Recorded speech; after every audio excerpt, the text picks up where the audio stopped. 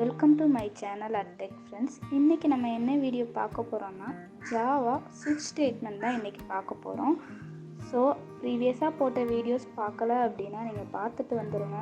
So அப்படி பார்த்துட்டு வந்தீங்கன்னா இப்போ ஸ்விட்ச் ஸ்டேட்மெண்ட் இன்னுமே உங்களுக்கு ஈஸியாக இருக்கும். நீங்கள் வந்து ப்ரீவியஸாக கொடுத்த ஸ்கேனரை யூஸ் பண்ணி நீங்கள் இஃப் எல்ஸ் இஃப் ஸ்டேட்மெண்ட்டை வச்சு அழகாக ப்ரோக்ராம் எழுதியிருப்பீங்கன்னு நினைக்கிறேன். ஸோ இப்போ ஸ்விட்ச் ஸ்டேட்மெண்ட்குள்ளே போகலாம். ஸோ ஸ்விட்ச் ஸ்டேட்மெண்ட் பார்த்தோம் அப்படின்னா எப்படி யூஸ் பண்ணுவோம்? ஸோ லைக் இஃப் எல்ஸ் நம்ம யூஸ் பண்ணுவோம்ல, இஃப் ட்ரூவாக இருந்துச்சு அப்படின்னா அது வந்து இஃப்குள்ளே இருக்கிற பிளாக் ஆஃப் கோட் ரன் ஆகிட்டு வெளியே வந்துடும் சொல்லுவோம். ஸோ இப்போ இஃப் வந்து ஃபால்ஸாக இருந்துச்சு அப்படின்னா எனக்கு எல்ஸ் இஃபையும் செக் பண்ணி பாருங்கள், இந்த கண்டிஷன் ட்ரூவாக இருக்கா அப்படின்னு சொல்லிட்டு போங்க. இப்போ இஃப் ஒரு வேளை ட்ரூவாக இருந்துச்சு, ஸோ அப்படி இருக்கும்போது நம்ம நேராக வெளியே வந்துடும். ஸோ அதுவே எல்ஸ் எதுக்காக யூஸ் பண்ணுவோம் அப்படின்னு சொல்லிட்டு நேற்று பார்த்தோம். இப்போ இஃப் வந்து ஃபால்ஸாக இருந்துச்சுன்னா நேராக எல்ஸ்குள்ளே வரும். அதுவே எல்சி போட்டிருந்தீங்கன்னா எல்சிஃபை செக் பண்ணிட்டு எல்ஸ்குள்ளே வரும். ஸோ இப்போது சுவிட்ச் எதுக்கு அப்படி யூஸ் பண்ணுவோன்னா, இஃப் எல்ஸ் போடுறப்பெல்லாம் சுவிட்ச் அப்படிக்குள்ளே நம்ம எந்த எக்ஸ்ப்ரெஷன் வரணுமோ அதை போட்டுட்டு அதுக்குள்ளே கேஸ்க்குள்ளே நம்ம எல்லாத்தையும் கொடுத்துடலாம். இப்போ வவ்வல்ஸ் செக் பண்ணுறனாலும் சரி, ஸோ எந்த ஒரு விஷயம் நீங்கள் செக் பண்ணுறனாலும் சரி, வவ்வல்ஸை கெட் பண்ணிவிட்டு அந்த இடத்துல என்ன வவ்வல் வருமோ அதை நீங்கள் கேஸில் மென்ஷன் பண்ணி அதுக்குள்ளே இருக்கிற பிளாக் ஆஃப் கோட் மட்டும் ரன் ஆகிற மாதிரி செட் பண்ணிக்கலாம். ஸோ இந்த மாதிரி நீங்கள் மல்டிபிள் ஆஃப் கேசஸ் வந்து கிரியேட் பண்ணிக்கலாம். ஸோ இதுக்கு நீங்கள் வந்து multiple of if else if வந்து கிரியேட் பண்ண அவசியம் இல்லை. ஈஸியாக ஸ்விட்ச் அப்படிங்கிற ஒரே ஸ்டேட்மெண்ட்டில் முடிஞ்சிடும். டிஃபால்ட் அப்படிங்கிறதுல நீங்கள் எல்ஸில் நீங்கள் கொடுக்க போகிறத டிஃபால்ட் அப்படிங்கிறதுல நீங்கள் ஈஸியாக கொடுத்துக்கலாம். ஸோ இதே போல் ஒவ்வொரு கேஸும் முடிஞ்சோடனே நீங்கள் பிரேக் கொடுத்தீங்க அப்படின்னா டோட்டலாக அந்த சுவிட்சை விட்டு வெளியே வந்துடும். அப்படி நீங்கள் பிரேக் கொடுக்கல அப்படின்னா ஸோ அப்படி ஒவ்வொரு கேஸ்குள்ளேயும் போய் அது செக் பண்ணிகிட்டு இருக்கும்போது நமக்கு வந்து நிறைய எரர்ஸ் வர வேண்டியது இருக்கும். ஸோ அப்படி இருக்கக்கூடாது அப்படின்னு சொல்லிட்டு தான் ஒவ்வொரு கேஸ் முடிஞ்சோடனே நீங்கள் பிளாக் ஆஃப் கோட் ரன் ஆகணும் அப்படின்னு கொடுத்துருக்கீங்க அப்படின்னா அது ரன் ஆகி முடிச்சோன்னா அந்த ஓவரால் சுவிட்சை விட்டே எனக்கு வந்து பிரேக் ஆகி வந்துடணும்னு சொல்லிட்டு இந்த பிரேக் ஸ்டேட்மெண்ட்டை கொடுத்துருங்க. மேக்ஸிமம் பிரேக் நம்ம அதிகமாக யூஸ் பண்ணுற இடம் எதுன்னு பார்த்தோன்னா லூப்ஸில் யூஸ் பண்ணுவோம். ஒரு லூப் ரன் ஆகிட்டுருக்கு, எனக்கு இந்த அளவுக்கு வேல்யூ அவுட்புட் வந்ததுக்கப்புறம் எனக்கு வெளியே வந்துடணும் இந்த லூப் அப்படின்னு சொல்லிட்டு யூஸ் பண்ணுவோம். அதே போல் சுவிட்ச்லையும் எனக்கு கேஸில் விட்டு வெளியே வரணும், அந்த கேஸை மட்டும் விட்டு வெளியே வராது, ஓவரால் சுவிட்சை விட்டு அது வெளியே வந்துடும். ஓகேவா? ஸோ இப்போ உங்களுக்கு புரிஞ்சிருக்கோன்னு நினைக்கிறேன். சுவிட்ச் அப்படிங்கிறது மெனி கோட் ஆஃப், அதாவது மல்டிபிள் ஆஃப் கோட்ஸை வந்து நம்ம வந்து கொடுத்துக்கலாம். ஸோ மல்டிபிள் ஆஃப் கேசஸ் கொடுத்து நம்ம பிளாக் ஆஃப் கோட் வந்து எக்ஸிக்யூட் பண்ணிக்கலாம் ஒரே ஸ்டேட்மெண்ட்டில். ஸோ இப்போ புரிஞ்சிருக்கோன்னு நினைக்கிறேன். ஸோ இதில் நீங்கள் பார்க்க வேண்டியது சுவிட்ச், கேஸ் அண்ட் பிரேக், டிஃபால்ட், இந்த 4 விஷயங்களை நீங்கள் ஞாபகம் வச்சுக்கோங்க. சுவிட்ச், கேஸ், டிஃபால்ட், பிரேக். ஓகேவா? ஸோ எக்ஸாம்பிள்ஸ் பார்க்கும்போது இன்னுமே மோர் தென் உங்களுக்கு ரொம்ப ஈஸியாக புரியும். ஸோ அதே போல் நான் இதில் நெஸ்டட் சுவிட்சும் இருக்குது, அதுவும் சொல்லிக்கிறேன். நெஸ்டட் சுவிட்ச் அப்படிங்கிறது ஒரு சுவிட்சுக்குள்ளே நீங்கள் கேஸஸ் எழுதியிருக்கீங்க. ஸோ அந்த கேஸ்க்குள்ளே வந்ததுக்கப்புறம் எனக்கு இன்னொரு சுவிட்சை வந்து செக் பண்ணணும் அப்படின்னு சொல்லிட்டு இருக்கும். ஸோ நீங்கள் நெஸ்டட் சுவிட்சில் தான் உங்களுக்கு ஒர்க் அவுட் கொடுத்துருக்கேன் இன்றைக்கி. ஸோ இது நல்லாவே நீங்கள் புரிஞ்சுக்கோங்க. ஒரு சுவிட்ச் ஸ்டேட்மெண்ட் எழுதுறீங்க, அதில் ஒரு ஆப்ரேட்டர் வருது அப்படின்னா அதை செக் பண்ணிட்டு அடுத்த சுவிட்ச் ஸ்டேட்மெண்ட்டையும் ஒவ்வொரு கேஸ்லேருந்து எடுத்துக்கணும். ஸோ இப்படி தான் நெஸ்டட் இஃப் இருக்கும். இப்போ நம்ம எக்ஸாம்பிள்ஸ்க்கு போவோம். எக்ஸாம்பிளில் பார்க்கும்போது நார்மலாக ஜாவா ஸ்விட்ச் ஸ்டேட்மெண்ட் சொல்லிட்டு கிளாஸ் கிரியேட் பண்ணியிருக்கேன், மெத்தட் கிரியேட் பண்ணியிருக்கேன். இதில் நான் யூஸ் பண்ணியிருக்கிறது ஸ்கேனர் கிளாஸ் யூஸ் பண்ணியிருக்கேன். அந்த ஸ்கேனர் கிளாஸ்க்கு நான் கொடுத்துருக்குற நேம் மை ஆப்ஜெக்ட் சொல்லிட்டு நேம் கொடுத்துருக்கேன். இதெல்லாம் எப்படி கொடுத்துருக்கேன் அப்படின்னு சொல்லிட்டு நான் ஸ்கேனர் கிளாஸ் எடுத்த வீடியோவில் கொடுத்துருக்கேன்.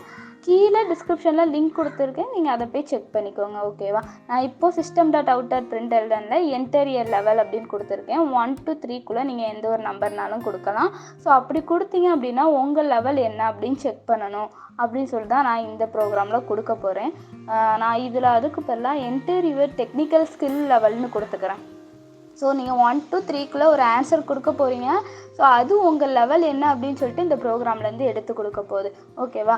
இப்போ 1 to 3ன்னு கொடுத்துருக்கோம். இது ஒரு இன்டிஜர் வேல்யூ. எனக்கு இதை வந்து ஸ்கேனர் மூலமாக கெட் பண்ணி ஒரு இடத்துல ஸ்டோர் பண்ணி வச்சுக்கணும், ஒரு வேரியபிள் நேமில் ஸ்டோர் பண்ணி வச்சுக்கணும் அப்படின்னு சொல்லிட்டு நான் இன்டிஜரில் டேட்டா டைப்பில் லெவல் அப்படின்னு சொல்லிட்டு ஒரு வேரியபிள் நேம் வச்சு இன்புட் வாங்குறக்காகட்டி நான் க்ரியேட் பண்ணி வச்சுருக்கேன். அழகாக நம்ம மை ஆப்ஜெக்ட் ஸ்கேனர் கிளாஸ்க்குள்ளே போயிட்டு நெக்ஸ்ட் இன்ட் அப்படின்னு சொல்லிட்டு நெக்ஸ்ட் இன் மெத்தட் மூலமாக நம்மளுக்கு இன்டிஜரை எடுத்து அந்த இடத்துல ஸ்டோர் பண்ணிடுறோம். நம்ம அழகாக ஸ்கேன் பண்ணிடலாம். இப்போ ஸ்விட்ச் ஸ்டேட்மெண்ட்டில் இந்த லெவல் அப்படிங்கிறதுல வேரியபிள் நேம் கொடுத்துருக்கோம். ஸோ அதில் நம்ம எந்த வேரியபிள் வரும், 1 to 3க்குள்ளே எந்த வேரியபிள் வருமோ ஸோ அதுக்குள்ளே நம்ம என்ன ரன் ஆகணும், பிளாக் ஆஃப் கோட் ரன் ஆகணும்னு சொல்லிட்டு கொடுக்க போகிறோம். நல்லா பார்த்துக்கோங்க. கேஸ் அதுக்குள்ளே நீங்கள் அதாவது பிரேக் கொடுத்து கொடுக்கணும். இதை நல்லா பார்த்துக்கோங்க. கேஸ் 1ன்னு கொடுத்துருக்கேன். கேஸ் 1 அப்படிங்கிறது ஃபஸ்ட்டு கேஸ்ன்னு அர்த்தம் இல்லை, நீங்கள் கொடுக்குற வேல்யூ. நீங்கள் 1ன்னு கொடுத்தீங்க அப்படின்னா system.out.printlnல பிகினர் லெவல் அப்படின்னு சொல்லிட்டு பிரிண்ட் பண்ணணும் அப்படின்னு சொல்லி கொடுத்துருக்கேன். அப்புறம் பிரேக் ஆகி வெளியே வந்துடணும்னு சொல்லி கொடுத்துருக்கேன். ஓகேவா? அப்புறம் கேஸ் 2 நான் 2வது கேஸ் கொடுக்கல.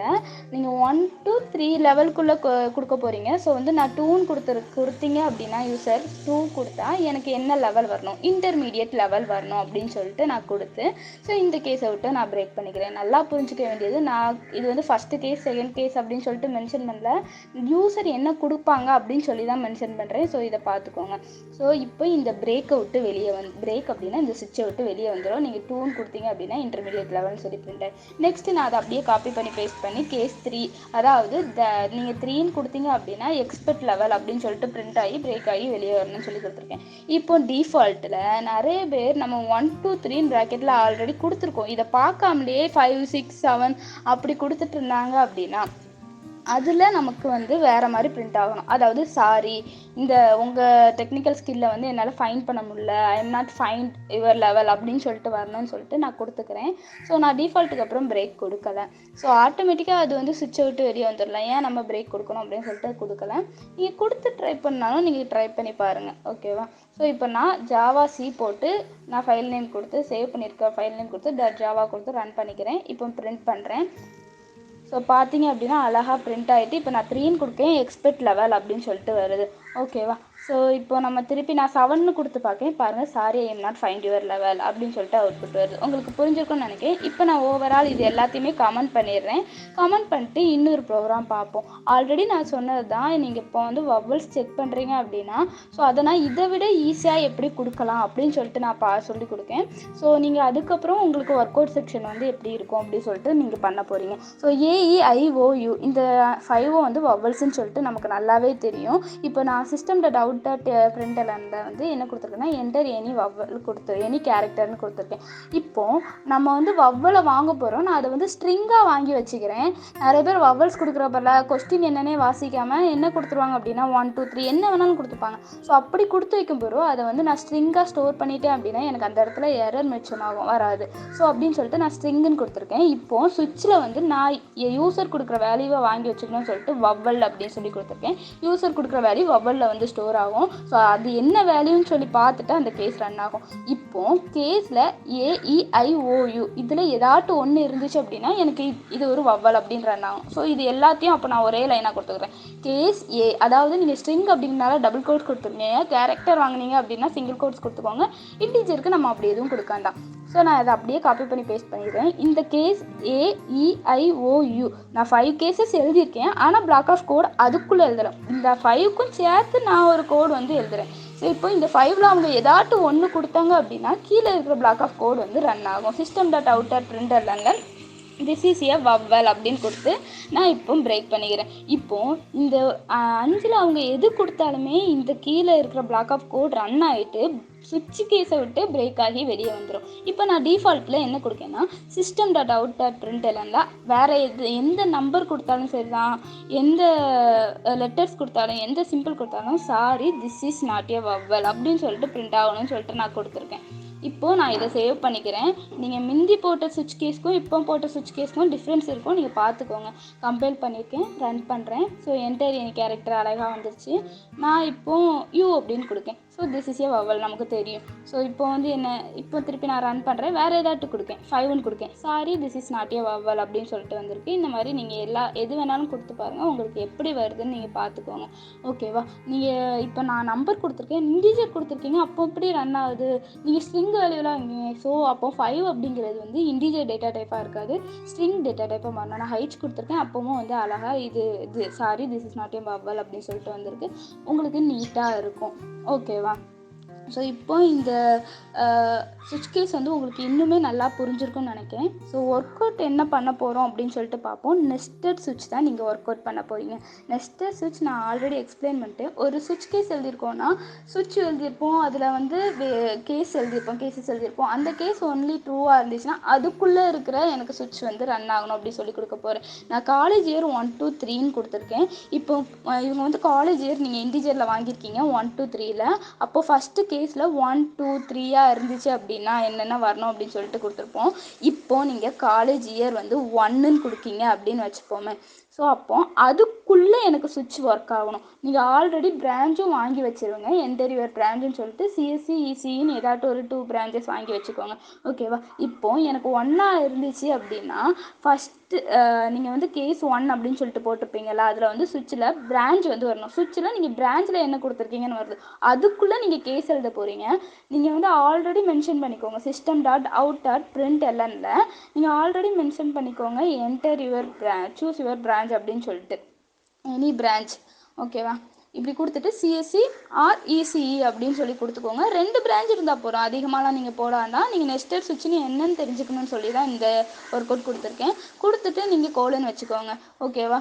ஸோ கோலன் வச்சுட்டு நெக்ஸ்ட்டு வந்து ஸோ நீங்கள் அதை ஸ்ட்ரிங்கில் தான் கெட் பண்ண போகிறீங்க. டபுள் கோட்ஸ் கொடுத்துக்கோங்க. அதுக்கு கீழே system.out.println நீட் புக்ஸ்ன்னு சொல்லிட்டு ஏதாட்டும் ஒரு புக், சிஎஸ்சி அப்படின்னா ஆப்ரேட்டிங் சிஸ்டம், டிபிஎம்எஸ் அப்படிங்கிற நீங்கள் வந்து புக்ஸ் நேமை வந்து நீங்கள் கொடுத்து வச்சுக்கோங்க. எல்என் கொடுத்து டிபிஎம்எஸ் அப்படின்னு கொடுத்து வச்சுட்டிங்கன்னா இன்னும் ஒரு நீட்டான அலைன்மெண்ட் இருக்கும். அதுக்கப்புறம் இதை பிரேக் ஆகி எனக்கு ஓவரால் இந்த சுவிட்சை விட்டு வெளியே வந்துடணும். அதுக்கப்புறம் நீங்கள் இந்த பர்டிகுலர் ஆஃப் கேஸ் 1, அதாவது ஃபஸ்ட் இயர்னு செலக்ட் பண்ணியிருக்காங்களா அந்த கேஸை விட்டு ஓவராலாக பிரேக் ஆகி கீழே நீங்கள் பிரேக் கொடுத்தீங்க போது அங்கேருந்து ஓவரால் சுவிட்சை விட்டு முழுசாக வெளியே வந்துடும். ஓகேவா? ஸோ இந்த மாதிரி நீங்கள் நெஸ்டட் சுவிட்ச் வந்து யூஸ் பண்ணணும். உங்களுக்கு ஏதாட்டும் எரர்ஸ் டவுட் இருந்துச்சுன்னா நீங்கள் கமெண்டில் போஸ்ட் பண்ணலாம். ஸோ இல்லை எனக்கு வந்து ரொம்ப டவுட்டாக இருக்குது, எனக்கு இதை நீங்கள் எக்ஸ்பிளைன் பண்ணி நீங்கள் வீடியோ போடுங்க அப்படின்னாலும் நீங்கள் கமெண்டில் மென்ஷன் பண்ணுங்கள். நான் நெஸ்டட் சுவிட்சை பற்றி உங்களுக்கு எக்ஸ்பிளைன் பண்ணி வீடியோ போடுறேன். ஸோ இப்போ உங்களுக்கு சுவிட்சும் புரிஞ்சிருக்கும் அண்ட் நெஸ்டட் சுவிட்சும் புரிஞ்சிருக்கும்னு நினைக்கிறேன். கட்டாயம் நெஸ்டட் சுவிட்ச் நீங்கள் ஒர்க் அவுட் பண்ணி பார்க்கலன்னா ஞாபகம் இருக்காது, ஒர்க் அவுட் பண்ணிடுங்க.